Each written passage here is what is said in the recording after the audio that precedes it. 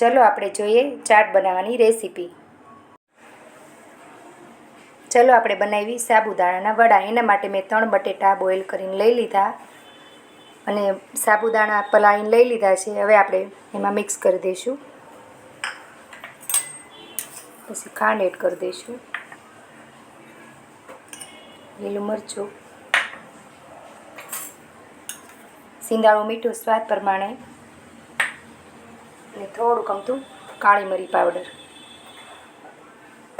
અને આપણે લીંબુ એડ કરી દઈશું. બધી વસ્તુ આપણે મિક્સ કરી લઈશું. સાબુદાણાના વડા મેં વાળી લીધા છે. હવે આપણે એને ફ્રાય કરવાના છે. મેં તેલ ગરમ કરવા મૂકી દીધું. હવે આપણે વડા તળી લઈશું. તમારે ટેસ્ટી થવા દેવાના છે. વડા મેં તળી નાખ્યા છે. હવે આપણે સુરણને ફ્રાય કરવાનું છે. સુરણ આપણે ક્રિસ્પી થાય ત્યાં સુધી ફ્રાય થવા દેવાનું છે ધીમા તાપે. ચાટ માટે મેં ખજૂર અને ખાંડની ચટણી બનાવી લીધી છે. સુરણ ફ્રાય થઈ ગયું છે. હવે આપણે સિંગદાણા ફ્રાય કરવાના છે. લાઇટ બ્રાઉન જેવા કરવાના છે. હવે તળી લઈશું બટેટાની ચિપ્સ ઘરની બનાવેલી. હવે આપણે ગળ્યું દહીં બનાવવાનું છે. એના માટે મેં 1 વાટકો દહીં લીધું. 3 સ્પૂન જેટલી ખાંડ નાખી દઈશ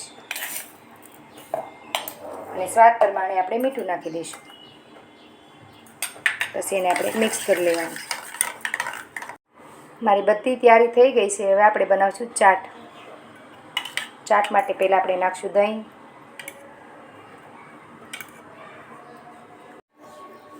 એમાં વડાના બટકા કરીને આપણે નાખી દઈશું. પછી નાખશું સુરણ, સિંગદાણા નાખી દઈશું, દાડમ નાખી દઈશું, બટેટાની ચિપ્સ નાખી દઈશું અને ઉપર નાખી દઈશું દહીં.